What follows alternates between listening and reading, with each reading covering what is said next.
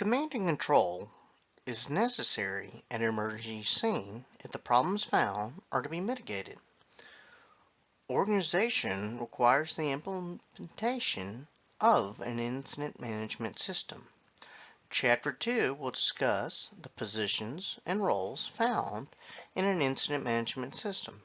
It will also discuss implementation of the command position at an incident. This section will discuss the need for and the types of status reports that are necessary for an incident scene, as well as information needed for the various types of status reports. The variety of emergencies that confront a firefighter on a daily basis demands the fire departments have a use an incident command system for the incident scene management. In addition to routine fires and emergency medical incidences, the system must be capable of modular expansion. The expansion can be implemented for a variety of instances, including natural disasters, hazardous material, MCIs, and wildland or high-rise fires. The basic structures of the fire system is not altered. The development of the system is dictated by specific events occurring at each incident scene. Our objectives: understand the origin of the incident command system, understand the implementation of NIMS, understand the position of an incident management system, discuss the position of command, know the different types of status reports and the information required in each report.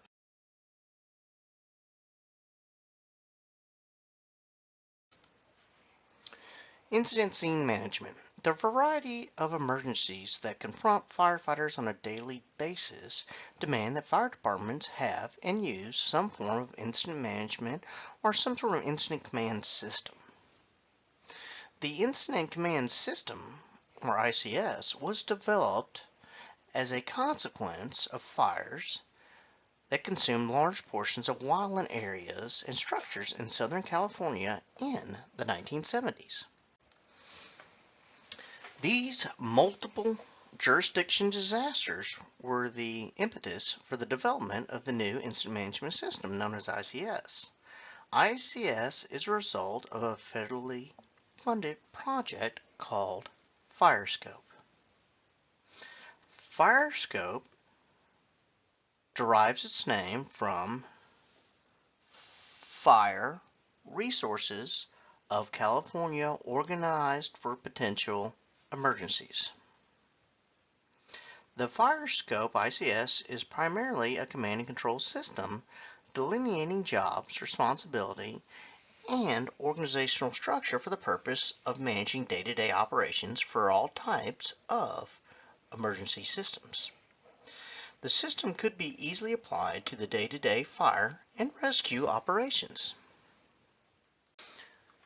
It is also flexible enough to manage catastrophic instances involving thousands of emergency responders and management personnel. This system is often referred to as the National Fire Academy Model Incident Command System.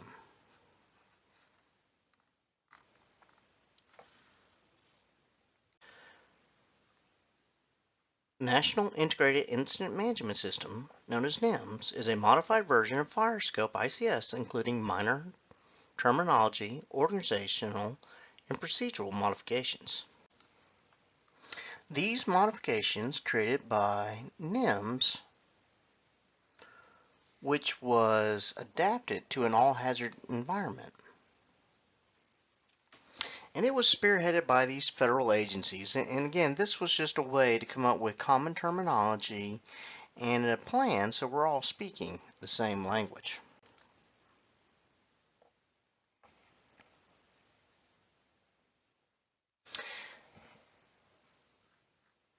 Adapted to a wide range of situations or an all-hazard environment, including floods, hazardous material, earthquakes, and aircraft crashes. NIMS consists of 5 major subsystems. Those 5 subsystems are ICS, Standardized Training, qualification and certification system, and publications and management of NIMS material.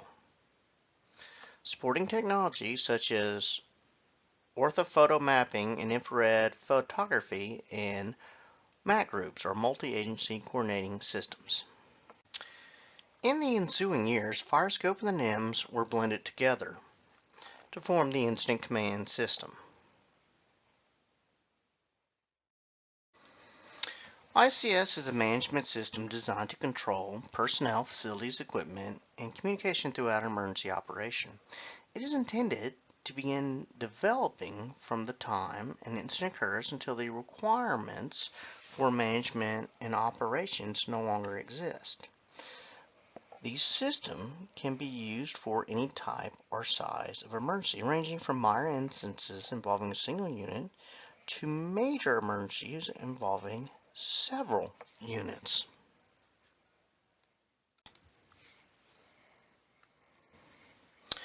ICS allows agencies to communicate using common terminology and operating procedures.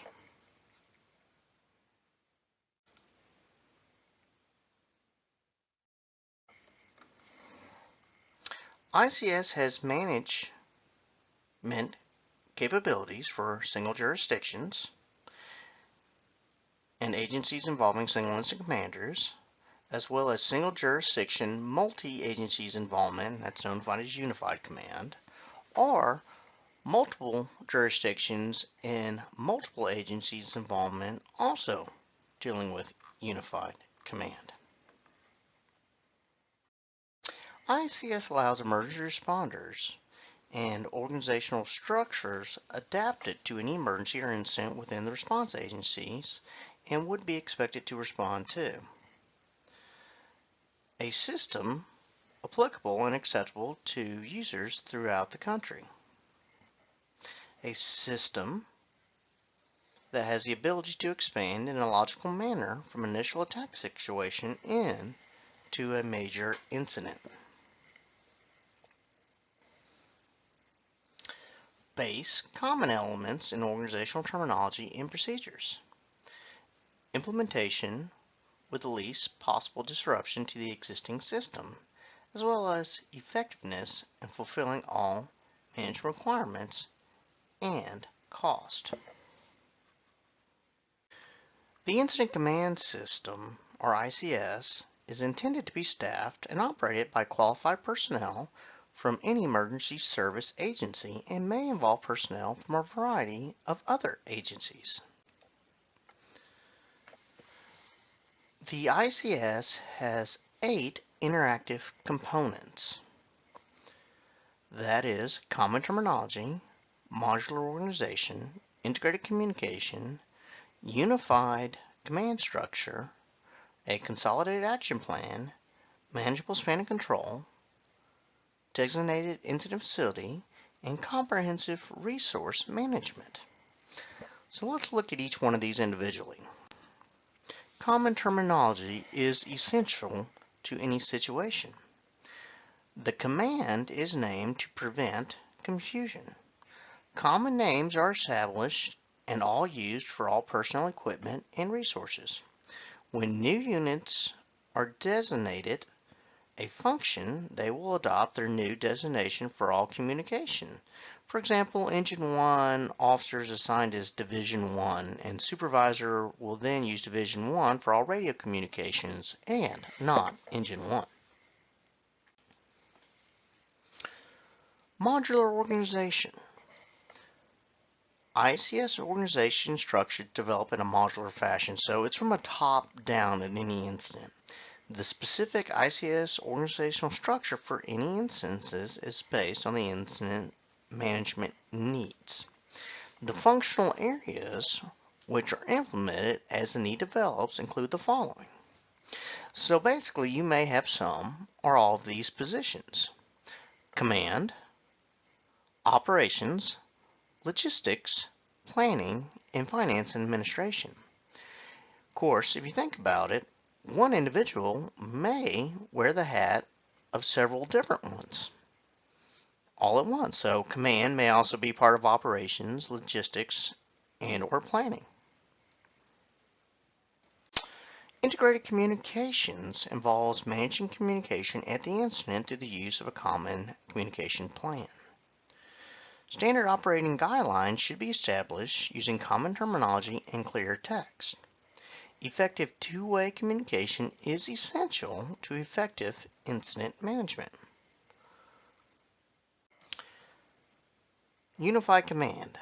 Single command may be applied when there is no overlap of jurisdictional boundaries. But unified command may be applied when the incident is within one jurisdictional boundaries, but more than one agency shares management responsibility.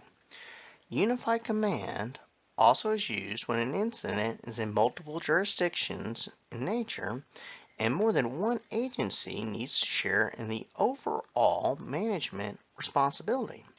Essentially, unified command is where all stakeholders get together, they select a representative, they all sit down at the table, and they come up with the incident objectives.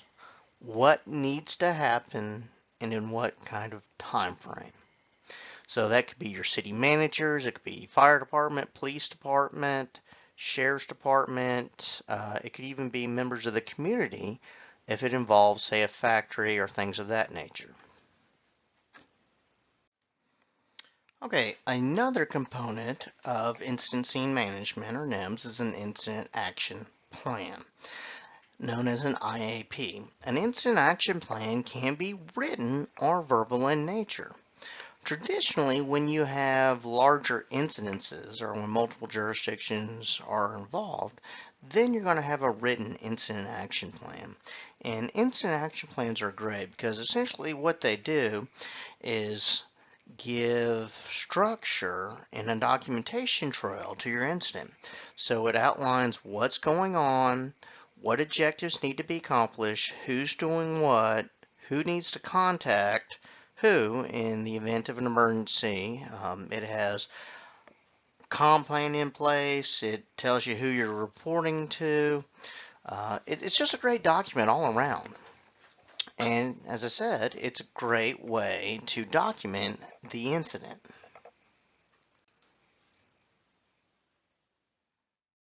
Traditionally, these incident action plans are done in 12 or 24-hour increments. Usually it's 12 hours, sometimes 8, but during that 12-hour increment, it lists, okay, our overall objective, for example, would be to evacuate an area threatened by flood. So your overall objective would be area evacuation. And then it would have strategic or tactics used to handle that, and it would list who would do what. So it would say, okay, so Group A is going to take these streets and go door to door. Group B is going to do this, so forth, and so on. And then it outlines what needs to be done by the end of the 12 hours. And at the end of the 12 hours, or whatever length the incident action plan is, the leaders see what's going on and they come up with a new plan for the next 12 hours based on how far they got with the objectives. So it's a great way to prevent duplication of services and everyone knows exactly what is going on. So span of control refers to the number of personnel reporting to any given individual. And with NIMS, the optimal span of control is 5 with an acceptable spread of 2 to 7. So one individual should be able to supervise 2 to 7 individuals, with 5 being the optimal number, and that is a main component of ICS. And now the span of control, or that magic number, is driven by a number of different factors, such as training and experience level of subordinates, complexity of the incident, and the type or time frame of the incident. So obviously, if the people below you know your job and they require less direct supervision, you can manage more people. If your subordinates require a more hands-on manager to ensure that things are going okay, then you're looking at a less number of people.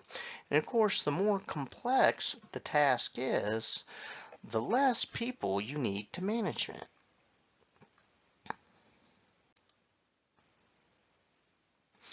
Now, as an incident commander, you must anticipate span control problems and prepare for them. So effective management is difficult if too many people are reporting to one supervisor. So you may need to break groups up and have them only report to one individual.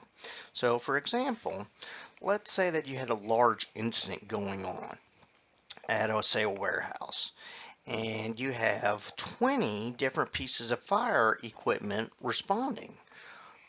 Now, you as the incident commander, are you going to be able to effectively manage 20 different crews? So say, 80 different people, and the answer is no. So the way you do it, you start breaking it down. So the 4-member of the engine crew have one person they report to, and then that person reports to, say, a division leader or a group leader on some sort of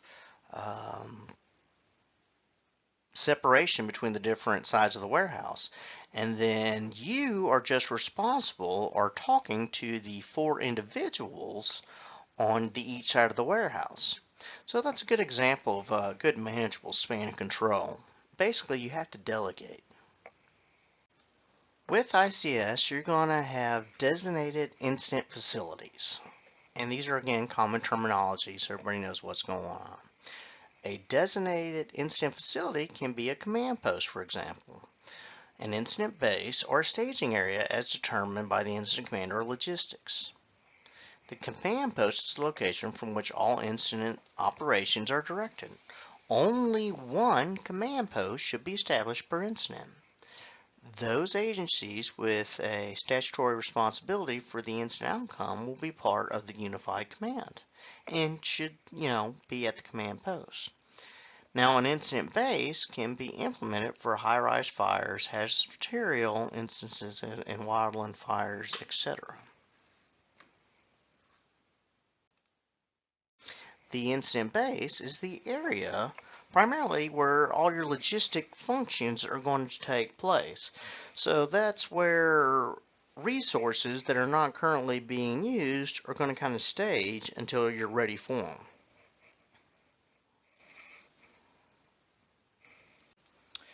Now, when we're talking about resources, we have to talk about resource management, and there's some key terms that we need to make sure we understand.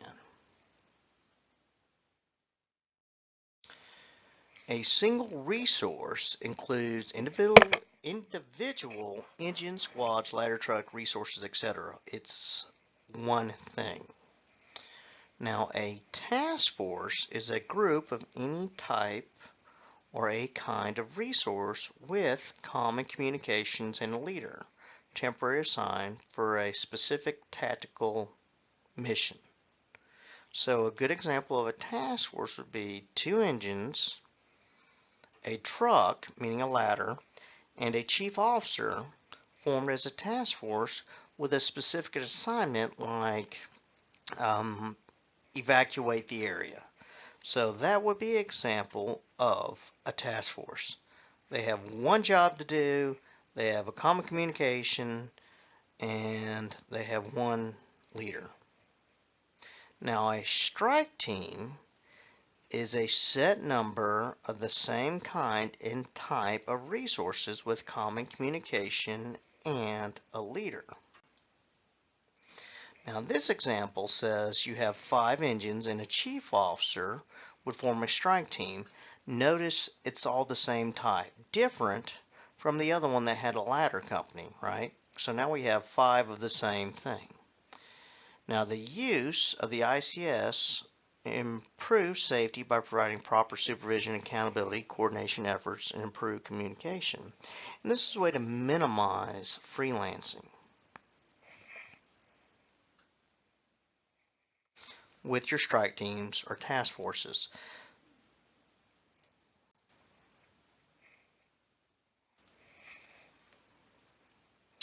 U.S. Department of Homeland Security.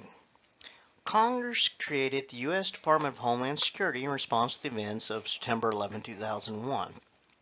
Now, the Department of Homeland Security was responsible for protecting the citizens of the United States, and it encompassed many areas.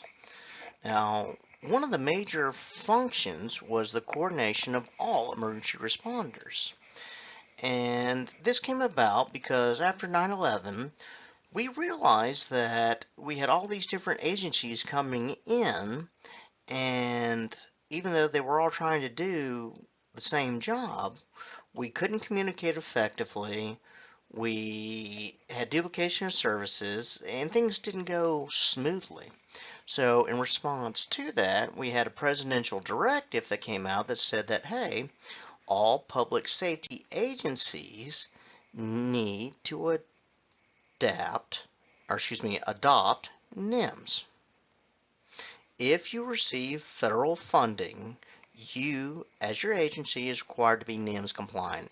And that's a group of classes, the ICS 100, 278, and there's several others out there now.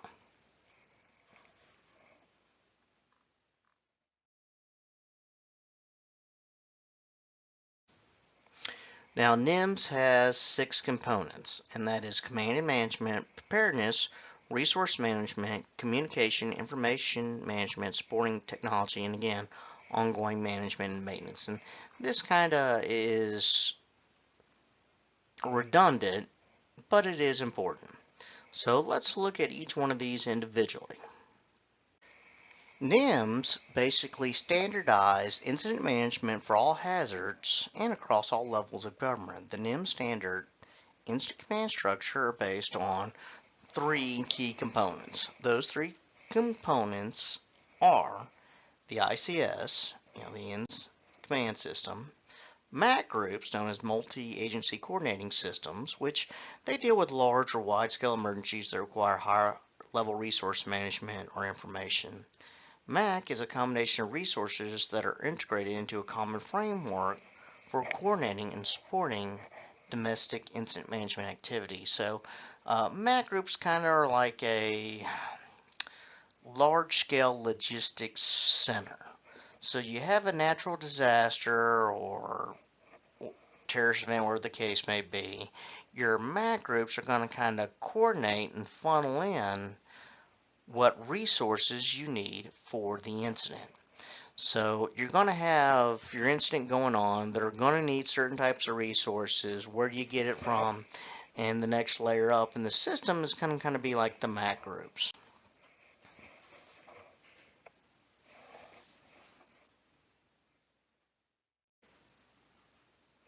Now, MAC includes Emergency Operations Centers, or EOCs, and is certain multi-jurisdiction or complex instances, multi-agency coordinating entities. We'll go more into EOCs in a minute, but just understand the fact that you have an incident going on. At the incident, you're going to have your command post, you're going to have your operations folks, logistics, and all that other fun stuff. Well, your operations centers are going to support that incident, meaning they're going to be the ones that coordinate information. You're probably going to have your commanders there that start dictating policies, procedures, and objectives that filter on down to the incident, where you have the operations level people actually carrying them out. Now, when that EOC needs supplies, then it's quite possible, depending on the incident, that they're going to possibly get it from the MAC groups.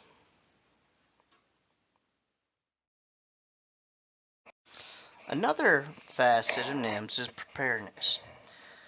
And the NIMS establish specific measures and capabilities that jurisdictions and agencies should develop and incorporate into an overall system to enhance operational preparedness for incident management on a steady state basis and in all hazards concepts. Basically, what they mean here by all hazard concepts is don't plan for one event. Really kind of we do, but your plan should be flexible. So, for example, an all hazard concept will be coming up with an area to shelter people that have been displaced. And Why do they get displaced? Well, that could fall into all those little individual things like maybe it was a fire, maybe it was a tornado, maybe it was a terrorist event. Whatever the case may be, we don't care. We have a plan in place to house people when they become displaced. So that is an example of what's considered an all-hazard approach. Resource management. Now, NIMS define standardized mechanisms to describe inventory, tracking, and dispatching of resources before, during, and after an incident.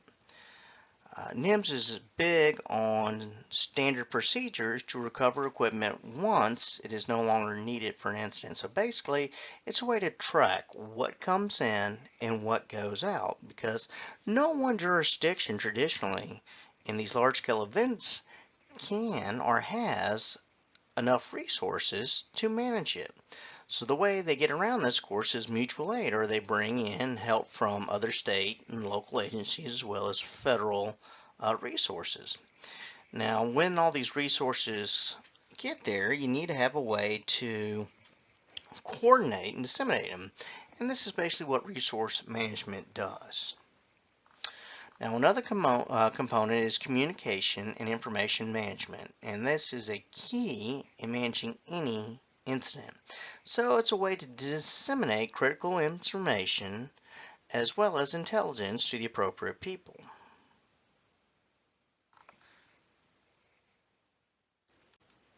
The other component is supporting technology. So NIMS promotes a national standard and interoperability for supporting technology to successful implementation of NIMS.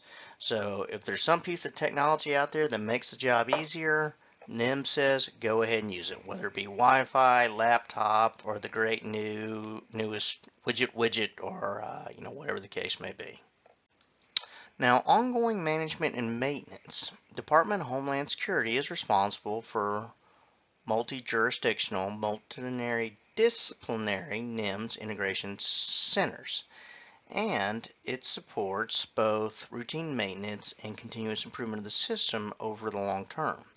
So NIMS and ICS, they look at annually, they figure out what's going on, and they make tweaks as the need arises.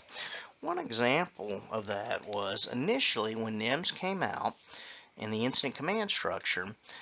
Notice how we said earlier you had your operations level, you had your logistics, you had your planning and finance and administration. And those were all tasked with handling those particular things associated with each event. Well, one thing that was not really made mandatory was an investigation or intelligence branch. And what they found out is, with these terrorist events, we need to have investigation happening simultaneously with, response and recovery operations. So we need to be kind of mindful of not destroying evidence and figuring out what happened so we can hold those individuals accountable for what they did at the incident in terms of terrorist or whatever the case may be. So with that being said, they made that new section, investigation and intelligence, one of those kind of new mandatory groups. So let's look at the differences between FireScope and NIMS. NIMS was adapted from the FireScope or a model ICS system for its own use. There are two minor differences between NIMS ICS and FireScope model ICS. NIMS created the position of intelligence investigation, and this, of course, as I said, is normally staffed by local, state, and federal police officials. This person assists the IC in the event of a terrorist event. Under NIMS, the command staff position, previously known as Information Officer, is now known as PIO, or Public Information Officer.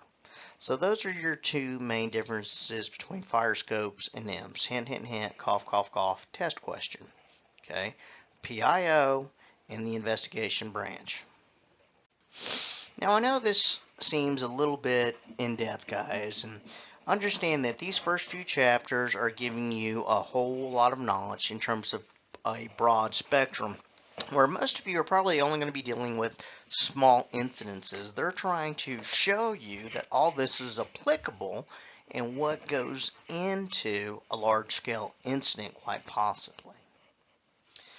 Okay, so the next concept they talk about here is incident management teams, or IMT teams. And what an incident management team does is it kind of goes in and helps manage large-scale incidences. So you have people that are trained in those different operational areas, such as liaison, public safety officer, public information officer, incident commander, logistics, so forth and so on. And they go into these emergency operations center and they kind of help take over and alleviate the local municipalities from that position, because even though an incident is going on and it's a disaster, you're still going to have daily operational things going on. People are still going to have fires, heart attacks, and things that these folks need to handle. So these incident management teams kind of come in and they help manage the situation.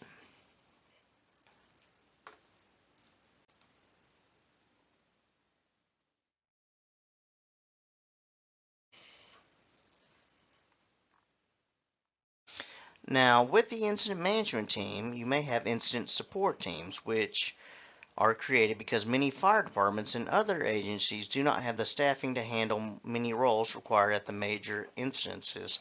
So basically what they're saying here is at different departments, you may have these individuals that train to help support the incident management team.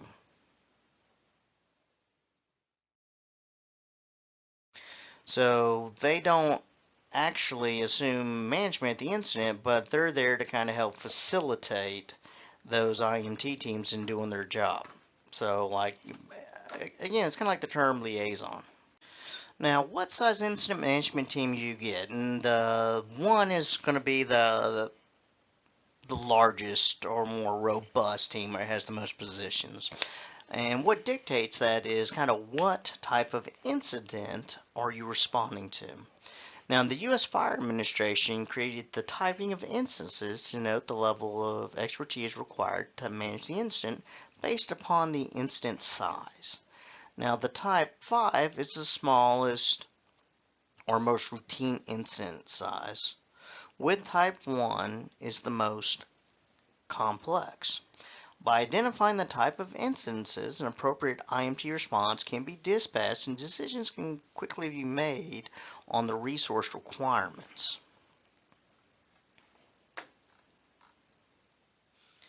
Now, the incident can be handled with 1 or 2 single resources with up to 6 personnel. And that's kind of what we're looking at with that Type 5, okay? There's no written incident action plan. The incident is typically contained within an hour or two after resources arrive on scene. And such examples include a vehicle fire, an injured person, or a police traffic stop. So this is kind of your local jurisdiction type problems that you can handle. Now, your Type 4 instances, your command staff and general staff functions are activated only if needed. Now, your command staff and general staff, those are your liaison officer, your incident safety officer, your PIO, and then your functional folks such as operations, logistics, so forth, and so on. And again, you may need some or not all. Now, there is no written IAP is required for your Type 4 incidences, but a documented operational briefing will be completed for all incoming resources. And basically what they're saying is you're giving them an overview of, hey, this is what's going on and this is what we need. Now, good examples of your Type 4 instances include a major structure fire where you have multiple agencies kind of coming in, or your neighboring agencies. Other things could be armed robbery or even a hazmat spill. Now, your Type 3 incident is when capabilities exceed the initial attack, and then the appropriate ICS position should be betted to match the complexity of the incident.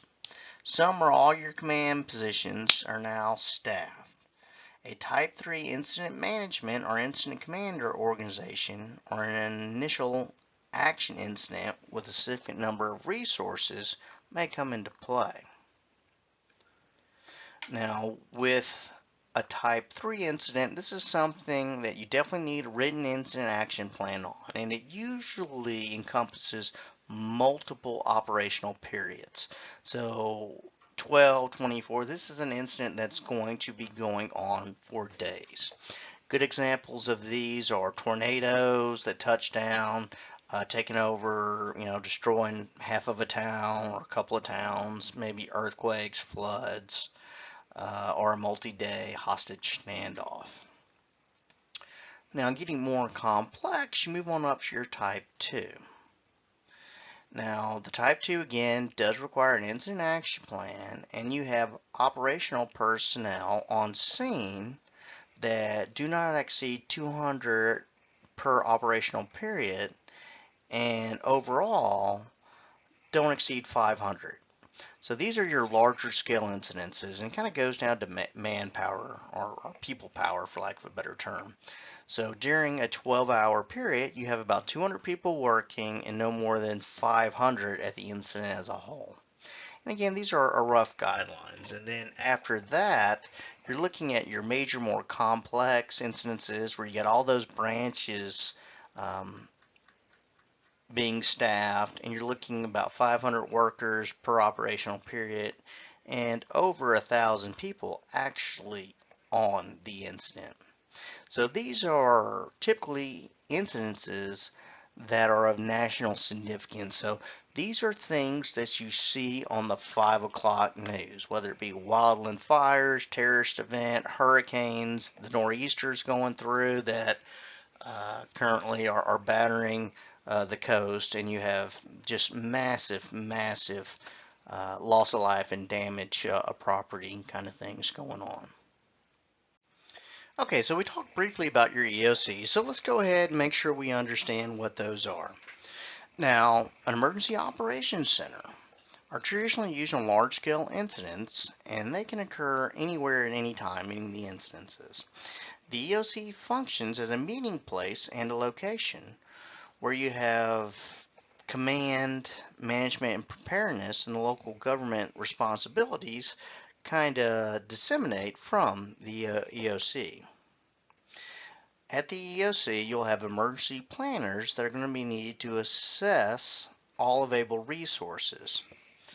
Basically, the EOC again is a coordinating area that mobilizes and gets equipment to the incident when it is requested by the people actually on the incident or the incident commander. Of course, at this point, if you have an EOC, you're going to have a new incident commander that's going to be in charge of the overall incident, and then you're going to actually have like an operations chief that is actually going to be at the scene implementing strategies and tactics.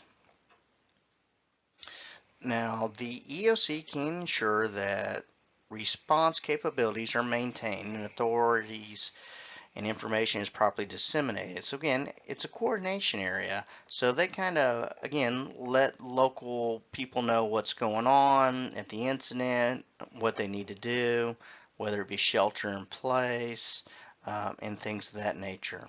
So the EOC serves as a vital link between the incident management team and the resource centers.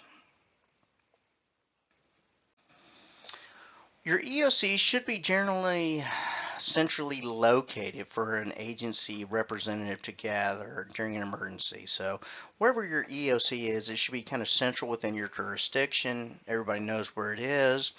And it essentially has several key factors. Now, what makes an EOC work? Obviously, good teamwork, good space, good technology, good communication, and regular practice, meaning everybody kind of knows what's going on.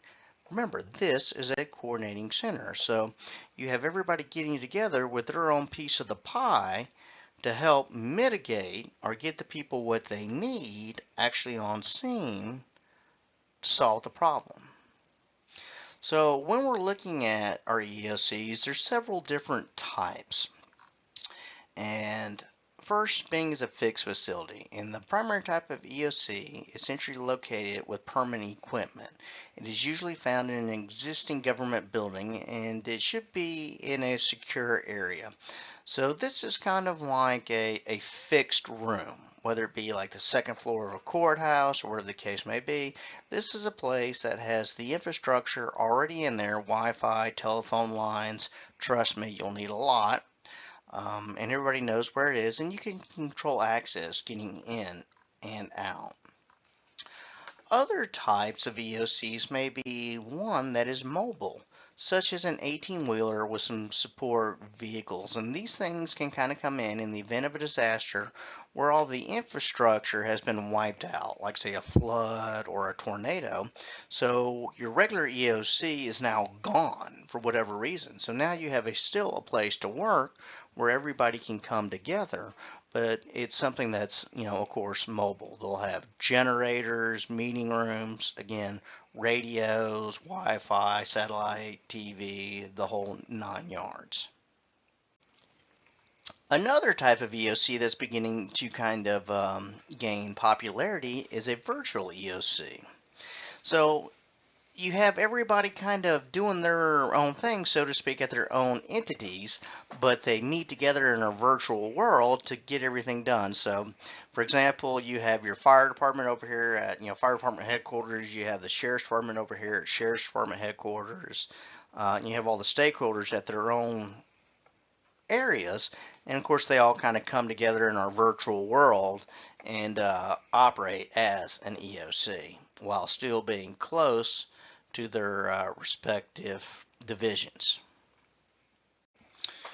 So with our EOC, they're pretty much tasked with coordination and support.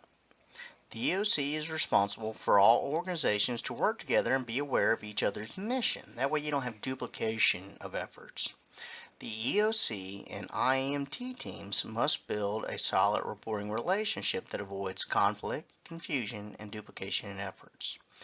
The EOC staff and IMT need sufficient time to create a meaningful plan of action based on factual data.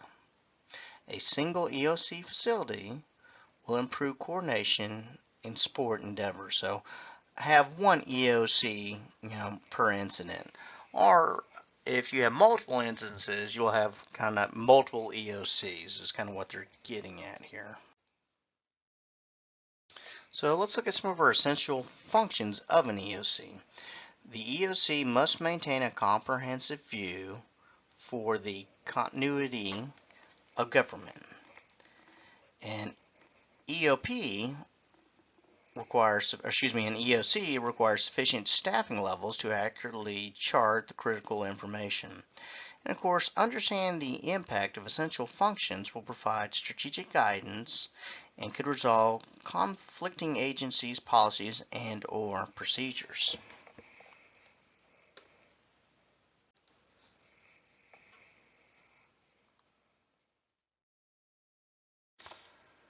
Essential functions that must be documented during EOC activations are damage assessment reports, resource acquired and used, media and public requests for assistance, accounting of public safety expenses, a response plan for providing evacuation and shelter, and support services and utilities.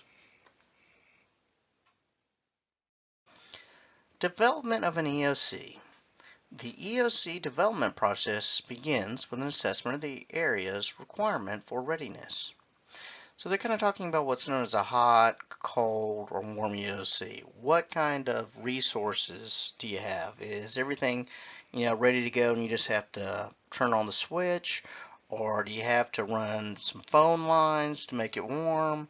Or if it's cold, do you have to literally set up tables, chairs, and kind of the whole 9 yards?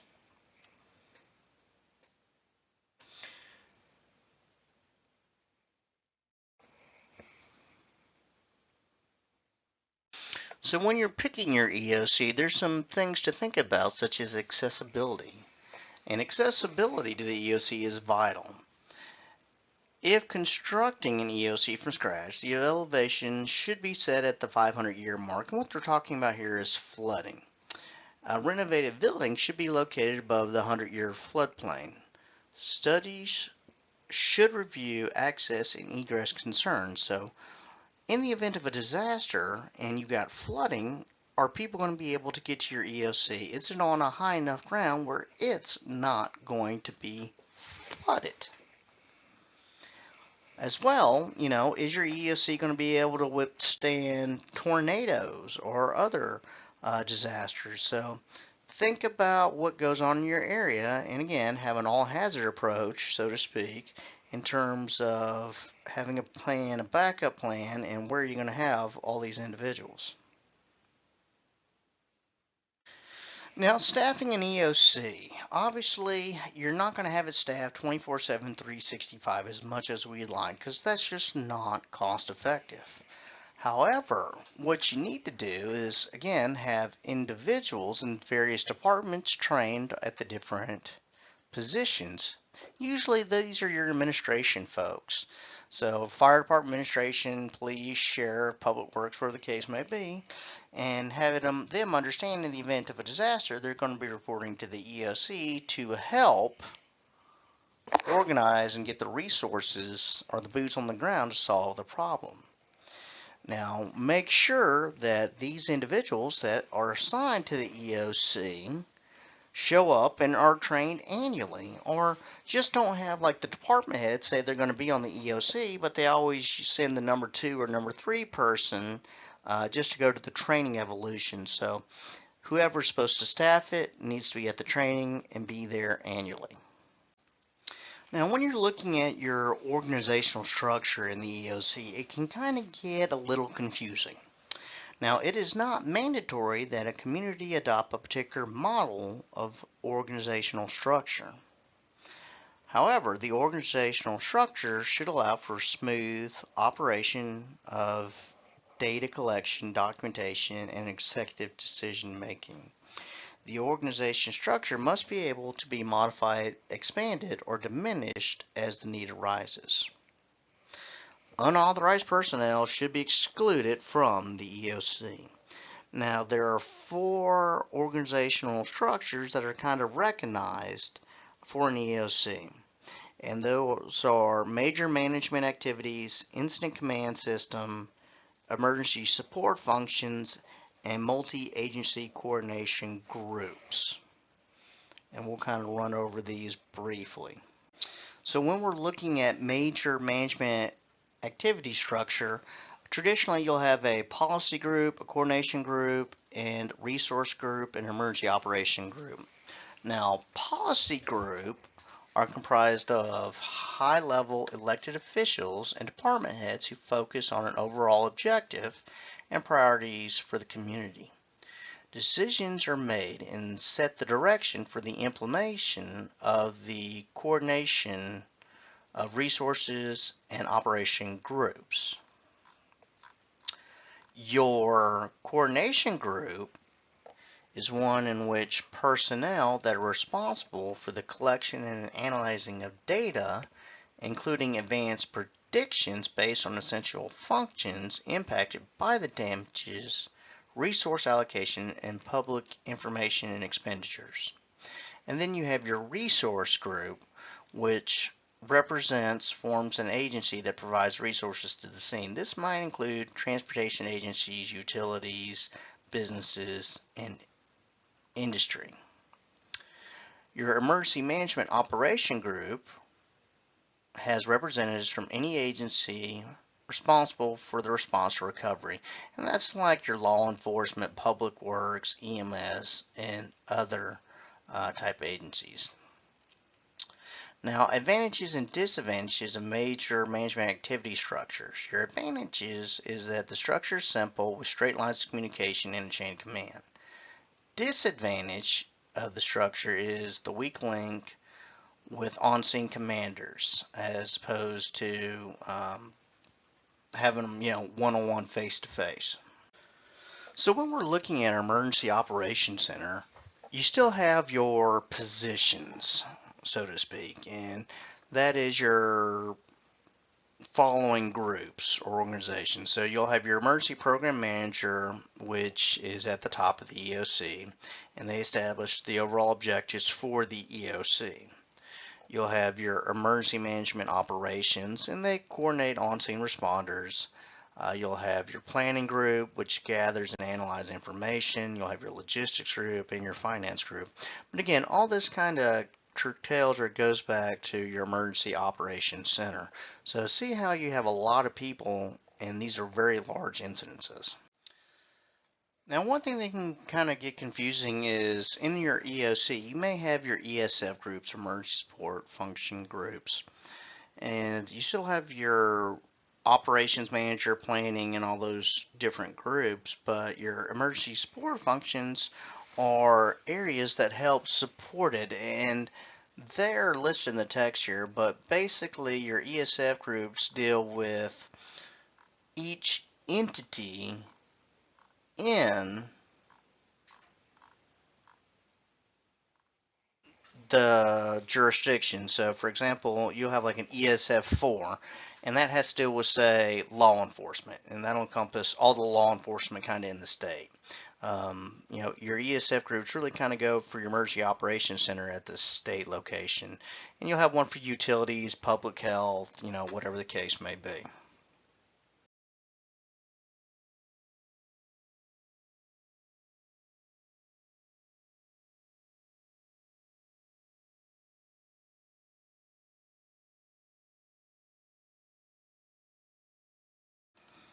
So what are some of the characteristics of an effective EOC? First, training is key once reference materials are planned in the SOG and the EOP are written. It has been shown that in a disaster scenario, most workers remember what they practiced over what they were shown. It is crucial to maintain sustainable skills, data collection, documentation, and setting parameters for decision making during an EOC activation. Orientation, mock drills, tabletops, and full-size exercise reinforce their functions and duties. A yearly review and fine-tuning of the EOC team should be conducted. Communications. Effective communication is the strength of any organization. A communication network with the abilities to transfer information between agencies with sufficient backup equipment is the minimum requirement. Information that must be shared within the EOC, between the EOC IMT, between the EOC and public, and between community elected officials and other jurisdictions, as well as between the community, state, and federal officials. The EOC is the hub for this communication. There are two basic requirements for communication at an EOC, and that is interoperability and redundancy. So that means that you're able to communicate between other agencies from different jurisdictions or even in your own. And then redundancy is having multiple ways to do it if your primary way does not work. Activation and deactivation of the EOC.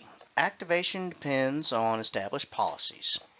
A hard analysis can determine, whether it needs to be limited, partial, or full activation. Deactivation is based on the current incident status and the time to complete the incident objective. Functioning in the EOC, accountability is mandatory. It is invaluable for staff workers to know their responsibilities, contacts, and understand their activation procedures.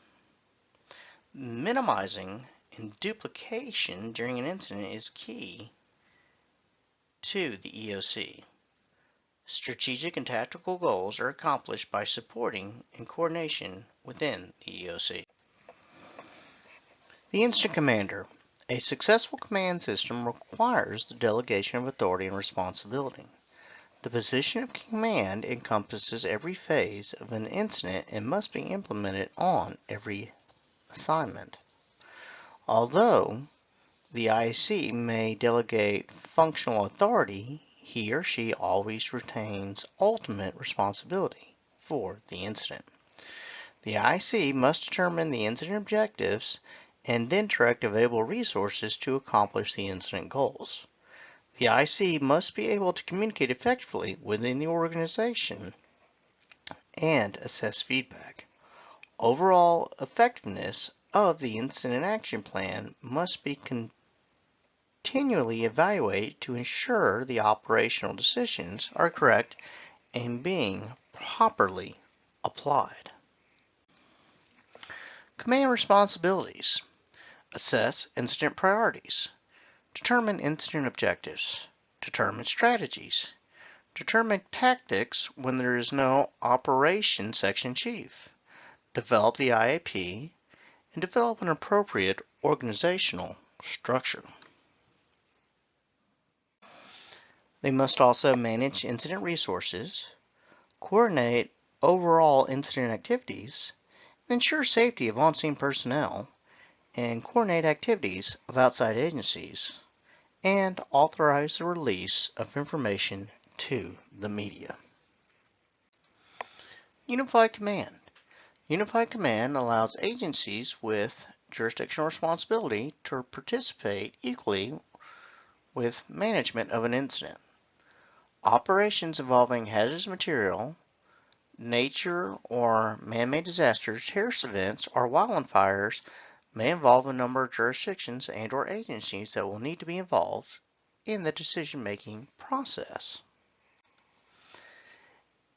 Instead of one person being in charge of the event, the command decisions will be made by a group of individuals appointed by the represented agency. For example, here, Unified Command Incident Commander could be police and fire.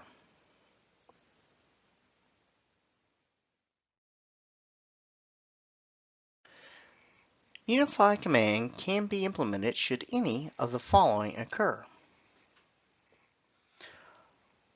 A fire can spread to include multiple county and state fire agencies, where each fire department will be directly affected. A hazardous material incident can occur where numerous agencies within a single jurisdiction directly are impacted upon. This could involve such things as fire, police, and public health agencies.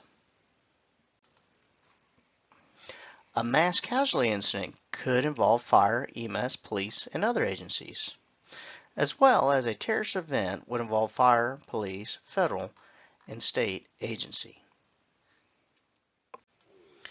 To be successful in implementing a unified command requires the following: a written plan that stipulates how the system will be applied, application of the plan in a simulated situation, support of the unified command by all participants at the incident, and those serving as part of the unified command must have the authority to deliver the needed resources from their organization.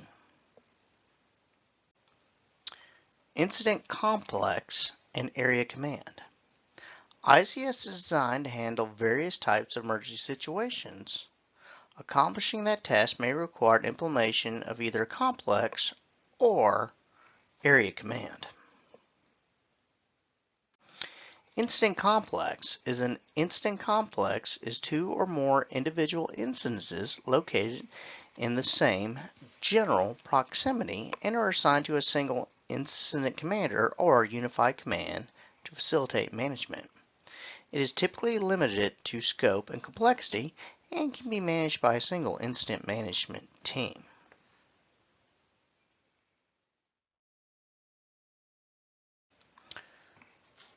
Area command can be used anytime instances are close enough that oversight direction is required of multiple incident management teams to ensure that conflicts do not arise. Area command can be implemented on instances involving wildfires, all hazard incidences, and natural or man-made disasters affecting multiple jurisdictions. The criteria for implementing area command include several major or complex instances of the same kind are in close proximity. critical human or property values are at risk due to the incident, and the incident will continue into the next operational period. Incidences are using similar or limited critical resources, and difficulties are encountered with incident resource allocation and coordination. The benefits of area command include the coordination needed between each IMT can be accomplished by the area commander. The area commander will set priorities between the incident and allocate critical resources according to the priorities established by the agency executive. Area commanders help the agency exec by ensuring the agency's policies, priorities, and constraints and guidance are made known to the respective incident commanders. Area commanders do not create an incident action plan, but review the incident action plans from the incident management teams within the area command. The area command organization should be kept as small as possible. Area command can initiate the following functions if necessary. Assisting area commander logistics, assisting area commander planning, area command critical resource unit leader, area command situation unit leader, and area command public information officer, as well as area command liaison officer. Area command does not in any way replace the incident level ICS organizations or functions.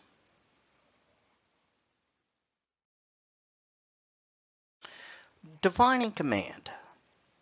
Leadership helps ensure that an emergency scene will proceed properly. Someone must be in charge. The primary duty of command is taking control of the overall situation. It is the most visible function at the scene.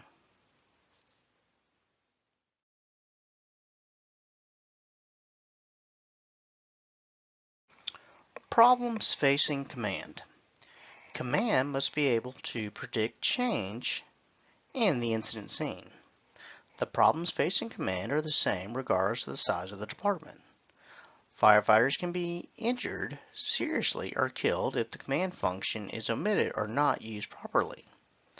This factor has been noted in many of the NIOSH reports on firefighter fatalities. Because an incident must be handled in an effective manner, someone must be in charge. Constant reevaluation of the incident is necessary to ensure that strategies, tactics, and tasks are accomplishing the goals of the incident commander. Unity of command. Unity of command dictates that no person reports to more than one person and everyone has someone to answer to. The IC, at most instances, will oversee the tactical operations and sectors on the scene.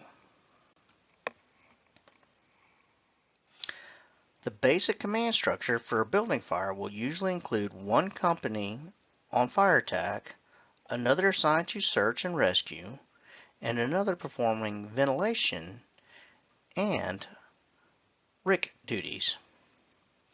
The IC must be prepared to expand the incident management system based on the incident needs and demands.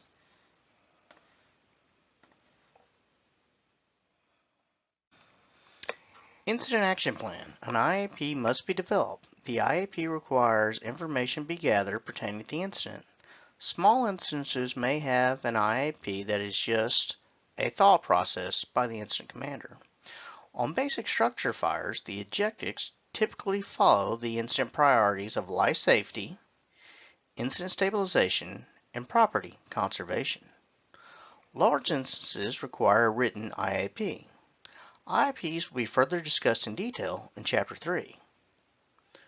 Once it is known what incident objectives must be accomplished, sufficient resources to accomplish those goals can be requested. Directing resources. Directing resources or activities is a major function of command. Coordinating operations is similar to fitting a puzzle together. Command must evaluate decisions made prior to his or her arrival. Because decisions will be based upon available information, time constraints are a realistic consideration. The difficult decisions must be made when the plan is in place is inadequate. Controlling the incident. The IC at a major incident becomes a manager. Ample training is required for all members prior to the implementation of a command system. Each participant should be allowed the opportunity to role-play in each incident command position that he or she will be required to assume at an incident. Constant use of the incident management system coupled with training and critique of an incident is the best way to ensure members achieve proficiency. Command staff. A command staff is used to assist the command in performing the basic functions at an incident, particularly at a major incident where delegation is necessary. It consists of three basic positions: safety, public information, liaison officer, and include the additional position of intelligence and investigation officer. Safety officer. The appointment of a safety officer will help address firefighter safety and make it a priority. The safety officer will report to the IC to see what specific concerns he or she may have. Should the safety officer discover an operation that involves an unsafe act that needs immediate correction, he or she has the responsibility and the authority to stop that act.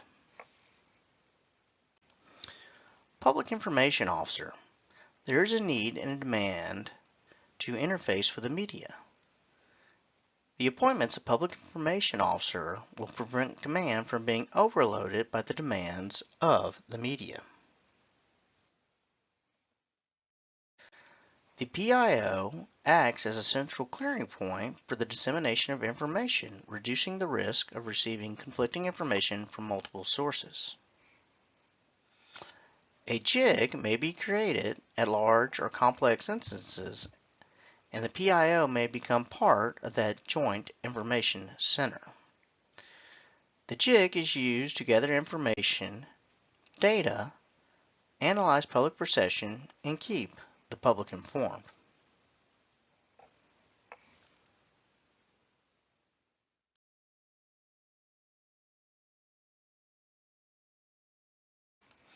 Liaison.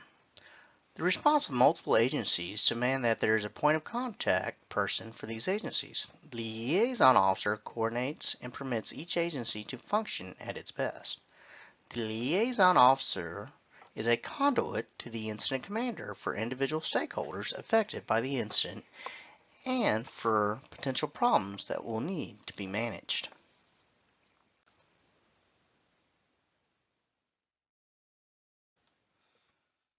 Intelligence and Investigation Officer. The position of Intelligence Investigation Officer can be initiated as a member of the command staff. This position is staffed by law enforcement at an incident where there may be criminal activity.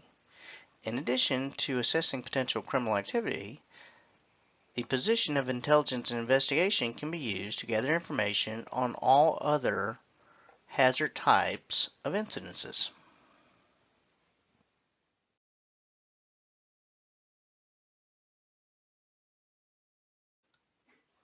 Staging. Staging is an area from which personnel and equipment can be deployed within a 3-minute time frame. The purpose of staging is to provide a standard system of resource placement prior to tactical assignment. Staging assists in the controls of units. With the exception of the first arriving unit, a unit without specific orders will automatically stage and await orders. Staging can be used at various levels. They include Level 1 and Level 2 staging. Level 1 staging allows units to be situated early in the incident. The early deployment has units in place should the need, without having to shut down large diameter hose lines and move the apparatus at a later time to position them. Level 2 staging uses a specific location or marshalling area for units to proceed and to await for further orders. The initial IC determines the level of staging required.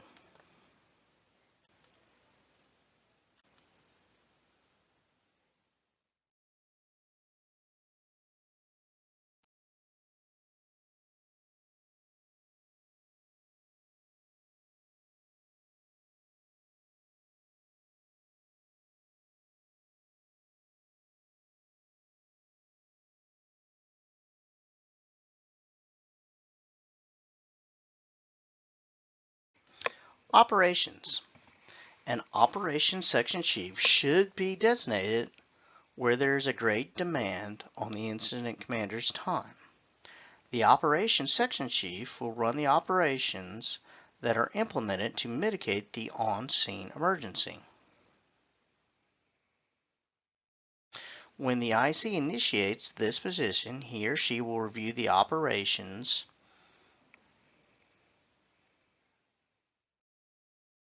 the incident objectives that they have established, the strategies and tactics already in place, his or her expectations, and anticipated problems and specific concerns.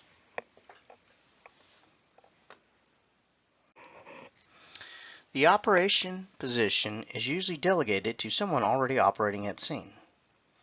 The position of operation includes directing and coordinating overall tactical operations, assisting the incident commander in developing strategic goals and tactical objectives, developing tasks and assigning units, requesting or releasing resources through the incident commander, keeping the incident commander informed of progress, developing a command structure that will report to operations to handle the current and anticipated problems, consulting with the IC about an overall incident action plan, as well as supervising the RIC and staging area managers.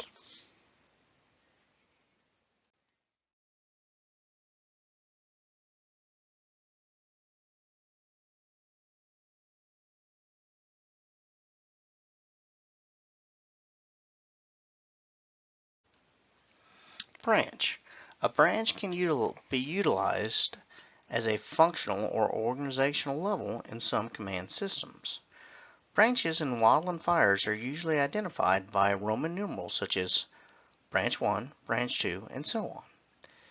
It is normally implemented for major instances to handle large segments of the incident.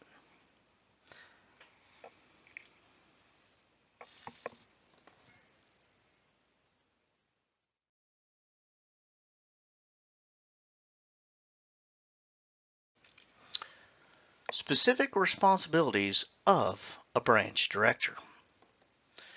They implement the portion of the incident action plan appropriate to their branch function.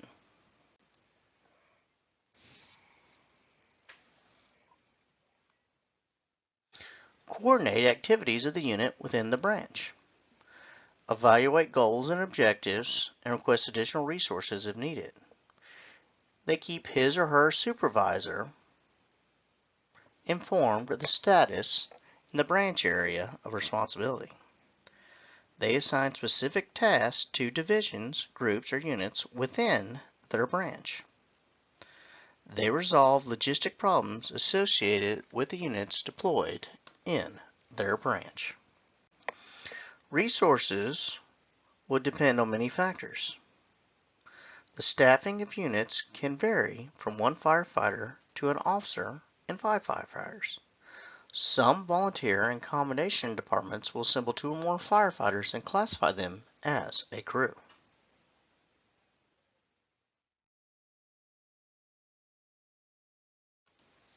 A strike team is a set number of the same kind and type of resources within a strike team with a strike team leader.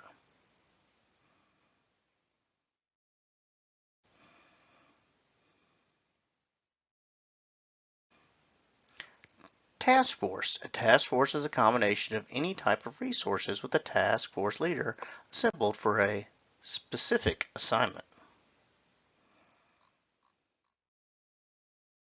Dividing the fire. Assignment branches, divisions, and groups.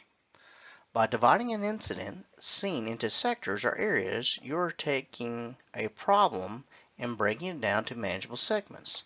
There is both geographical and functional sectoring.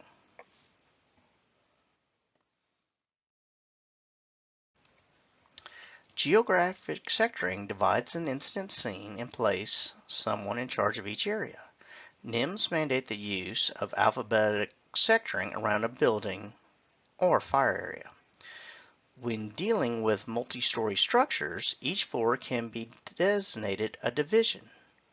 At high-rise instances, the number of floors that could be affected by a fire in a building can easily cause span and control problems should each floor be designated as a division.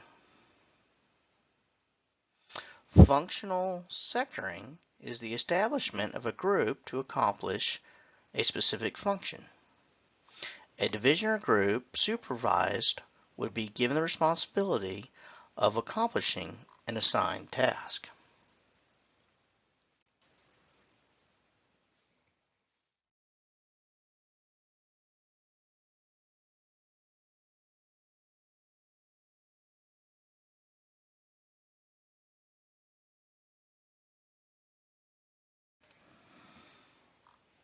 Planning. The planning section chief is a member of the general staff and is responsible for the collection, evaluation, dissemination, and use of information about the development of the incident and the status of resources.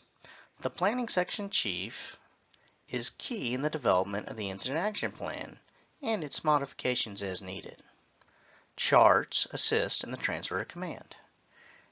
Areas of responsibility for planning include predicting the need for additional resources, keeping the incident scene records, interacting with technical specialists, preparing for de-escalation of the unit at the incident through a demobilization plan, removing and evaluating the organizational structure.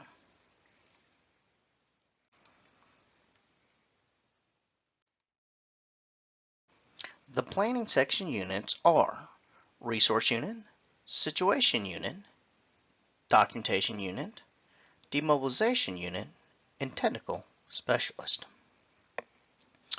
Resource Unit. The Resource Unit is responsible for the tracking units committed to the incident and anticipating resource needs. Situational Unit concerns itself with answering the following questions: what has happened, what is currently happening, and what may happen. Documentation Unit. The Documentation Unit records and protects all documents relevant to the incident, including incident reports, communication logs, entry claims, situation reports. These reports are often used to present data at critiques.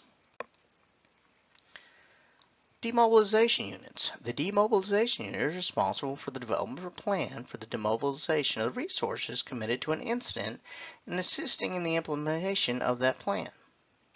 Factors considered in demobilization include the length of time the unit have been at the scene, the physical conditions of the personnel, and any mutual aid agreements.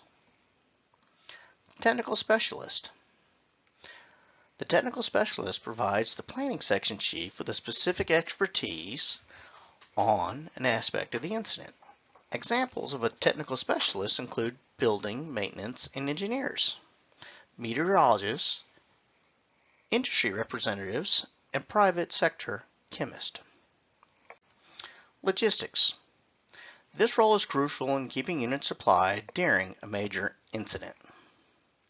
The number of units needed for logistics assignments can match or exceed those assigned to suppression efforts. Logistics can be divided into two branches, the service branch and the support branch. Service branch consists of communication unit, medical unit, and food unit. The support branch consists of supply unit, facilities unit, and ground support unit.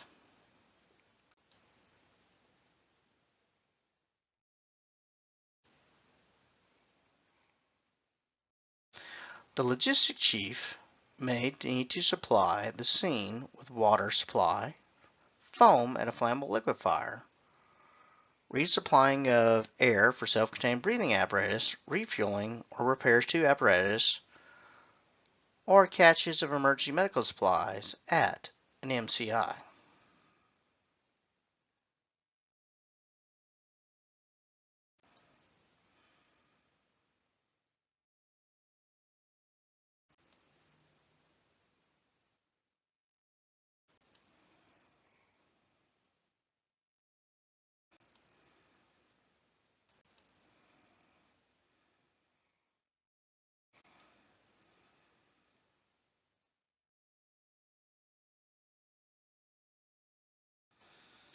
Finance and administration. This position can be implemented at a major incident or where a major cost recovery is evident. This position ensures the tracking of expenditures and anticipated costs will be properly documented. The person most qualified to handle this assignment may be the city or county's financial officer. Duties can include documenting all financial costs and can include the following units.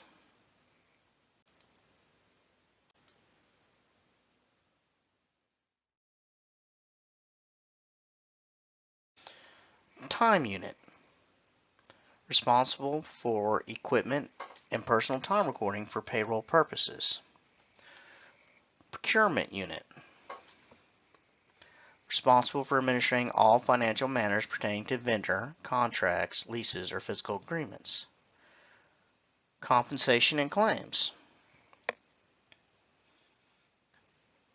unit responsible for overall management and direction of administrative matters pertaining to compensation for injury and claims relevant to activities for an incident. And cost unit, responsible for collecting all cost data, performing cost effectiveness evaluations, and providing cost estimates and recommendations for the incident.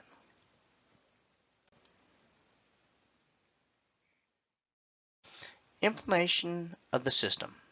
An incident management system can correctly implement it in numerous ways. It is a system that should be and must be used on routine instances. The command structure for a vehicle fire might only consist of a single engine company and will require an engine company officer to assume command. The typical structure fire in a one-story dwelling will utilize a very basic system. A fire in a three-story nursing home with numerous rescues to be made, fire attack, and ventilation needed will demand an expanded system to handle the problems.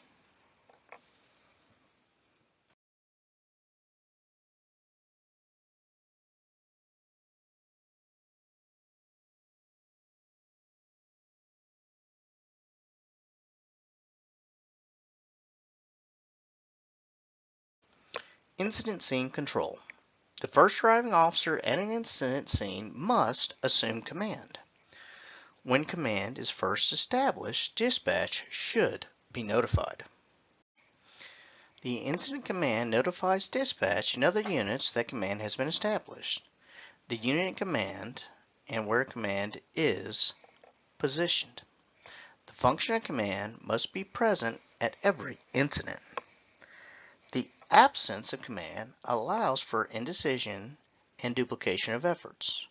Without command, units will establish their own priorities. Once command is established, it is a continuity must be maintained.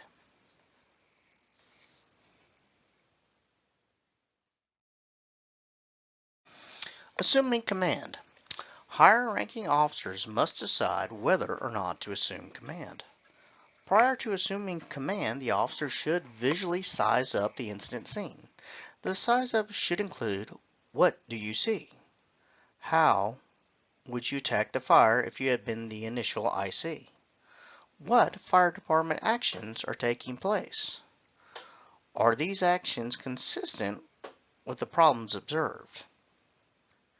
An expanding incident may require a higher level of experience, necessitating a transfer of command. Whether the higher ranking official assumes command or allows it to remain with the present officer, he or she still assumes the responsibility of the scene. Transferring of command. There should be a formal transfer of command. This change should not occur prior to transferring of critical information. All units in dispatch must be notified of the transfer of command. The officer assuming command must have a handle on what is happening, what is occurring now, what are the anticipated problems. The officer assuming command must have a handle on what has happened, what is occurring, and what are the anticipated problems. The IC being relieved must stay at the command post for a time after the transfer of command. The reason for not assuming command can vary. The transfer of information must occur before a good transfer of command takes place. Permitting a junior officer to remain in command with supervision from a higher ranking and more experienced officer is an excellent way of developing FIREGROUND command skills and future chief officers. When transferring command does occur, there should be a standard procedure to follow. Passing command.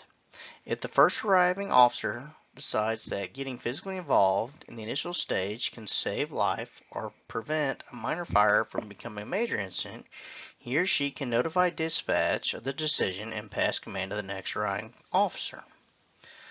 Passing command allows some latitude to the first arriving officer.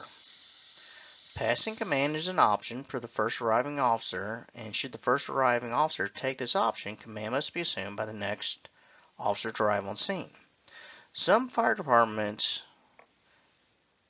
due to closely aligned stations and rapid response of a chief officer, permit the first arriving company officer to assume command, yet remain mobile.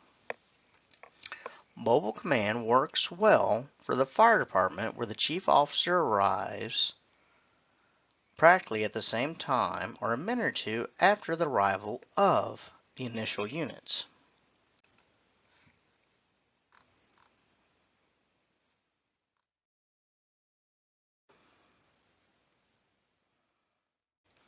Command post.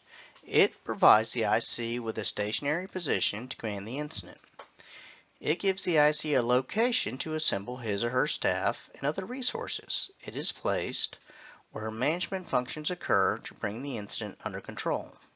The command post collects and disseminates information. It is placed where the decisions are made and strategies are developed and orders are given. The size of the command post will be dictated by the needs of each incident. The location of the command post should consider a vantage point from where to view the incident.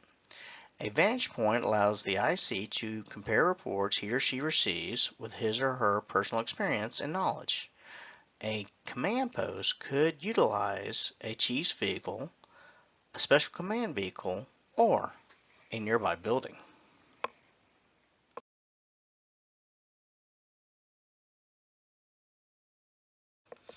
Initial status report. A duty of the first arriving company officer is to assess conditions quickly and give a report on the fire conditions to dispatch. The initial status report should start off with a repeat of the address, where the fire is located. Initial status reports differ from department to department. A comprehensive report accomplishes many goals. It forces the first arriving officer to review the basic points of a size-up, such as life safety, number of stories, size, and construction of the building, as well as fire conditions on arrival.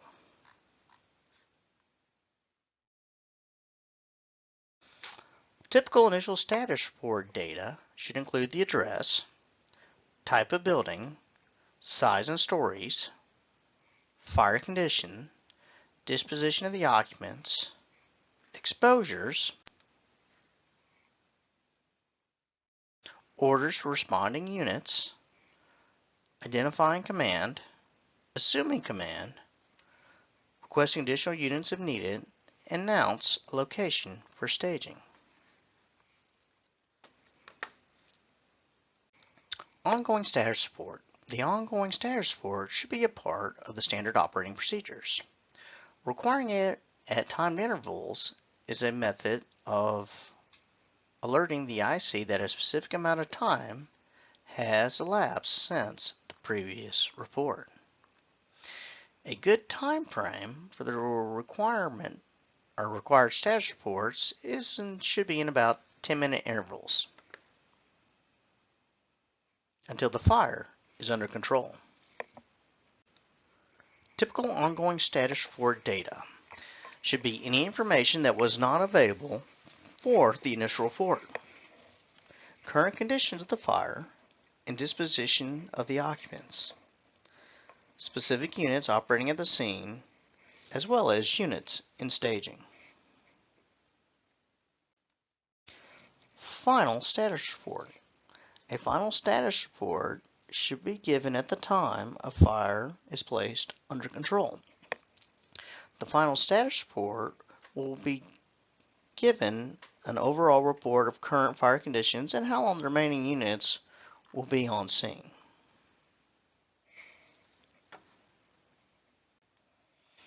Typical final status report data include the following: current condition, final disposition of occupants, units remaining on scene, units preparing to leave the scene, approximately the time units will remain on scene, and transfer of command to a lower ranking officer. Communications. It is a critical component of every operation. It is the giving and receiving of information. The IC must control communication and request regular updates from divisions and groups and supervisors.